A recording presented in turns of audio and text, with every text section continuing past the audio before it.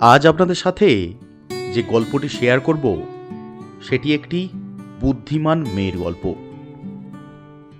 একজন ছোট বৃদ্ধ ব্যবসায়ীর মেয়ের গল্প।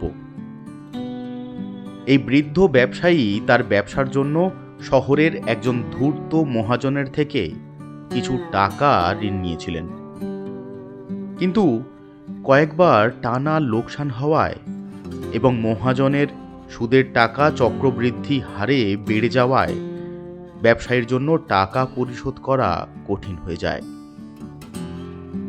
তিনি সময় মতো টাকা পরিশোধ করতে পারছিলেন না। এমন সময় মহাজন বলল সে সমস্ত ঋণ মুকুব করে দেবে এক শর্তে। শর্তটা হলো ব্যবসায়ীর সুন্দরী মেয়ের সাথে মহাজনের বিয়ে দিতে হবে। মহাজন মানুষ হিসাবে ভালো ছিলেন না, তাই এই প্রস্তাব ব্যবসায়ীর পছন্দ হয়নি। তখন মহাজন বলল, ঠিক আছে, তাহলে চলুন আমরা আপনার বাগানে থাকা সাদা আর কালো নুড়ি পাথর দিয়ে একটা ভাগ্য পরীক্ষা করি। আমি এই বাগানের পাথুরে রাস্তা থেকে একটি সাদা এবং একটি কালো পাথর নিয়ে একটি ব্যাগে রাখব। সেখান থেকে আপনার মেয়ে একটি পাথর তুলবে। যদি সে কালো পাথরটি তোলে তবে সে আমাকে বিয়ে করবে এবং আপনার সব ঋণ আমি মুকুব করে দেব। এবং সে যদি সাদা পাথরটি তোলে সেক্ষেত্রেও আমি আপনার ঋণ মুকুব করে দেব, কিন্তু আপনার মেয়েকেও আমাকে বিয়ে করতে হবে না। এমন সময় মহাজন যখন বাগানের রাস্তাটি থেকে নুড়ি পাথর থলেতে রাখার জন্য তুলছিল, তখন মেয়েটি দেখে ফেলে যে মহাজন একটি সাদা এবং একটি কালো পাথরের বদলে দুটি কালো পাথর নিয়ে ব্যাগে রেখেছিল।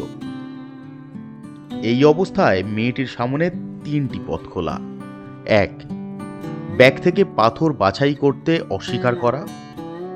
দুই, ব্যাগ থেকে উভয় নুড়ি পাথর বের করে নিয়ে মহাজনের ষড়যন্ত্র প্রকাশ করে ফেলা।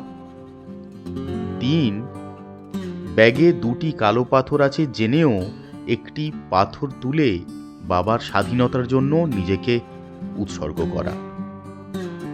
কিন্তু এই প্রতিটি পদক্ষেপই তার এবং তার বাবার জন্য বিপদ ডেকে আনত। কিন্তু মেয়েটি যেটা করল তাতে মহাজন বোকা বনে গেল।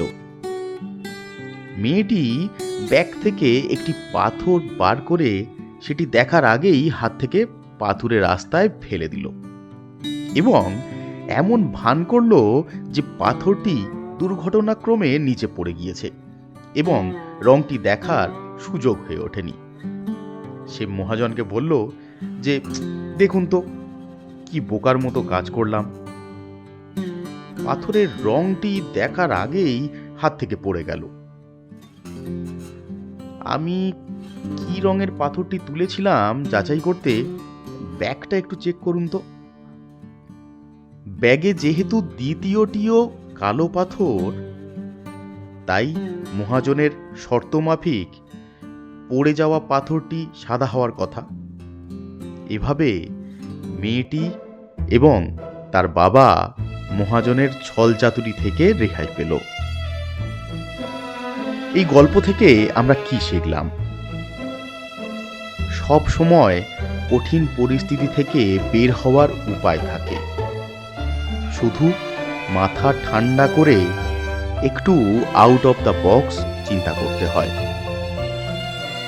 আমাদের যে অপশানগুলো দেওয়া হয়েছে তার বাইরেও অপশান থাকতে পারে, তাই ঠান্ডা মাথায় সেগুলোকে যাচাই করে সিদ্ধান্ত নেওয়া উচিত। আজকের গল্পটা এখানেই শেষ করছি। আশা করছি গল্পটা আপনাদের ভালো লেগেছে। আপনাদের কেমন লাগলো অবশ্যই করে আমাকে কমেন্ট করে জানাবেন, আর প্রচুর প্রচুর শেয়ার করুন বন্ধুবান্ধবের সাথে। আপনাদের একটা কমেন্ট আমাকে আগামী ভিডিও বানাতে মোটিভেট করবে, তাই অবশ্যই করে পাশে থাকবেন আর বন্ধুদের সাথে শেয়ার করবেন। আর যারা যারা আমার ভিডিও দেখছেন অথচ এখনও পর্যন্ত আমার চ্যানেলটাকে সাবস্ক্রাইব করেননি, তারা অবশ্যই করে নিচে দেওয়া সাবস্ক্রাইব বাটনে ক্লিক করে সাবস্ক্রাইব করে নেবেন এবং পাশে থাকা বেল আইকনটা প্রেস করতে ভুলবেন না। তাহলে আমি যখনই কোনো ভিডিও আপলোড করব তার ইনস্ট্যান্ট নোটিফিকেশান আপনার কাছে পৌঁছে যাবে। ভালো থাকবেন, সুস্থ থাকবেন, প্রচুর প্রচুর হাসতে থাকবেন।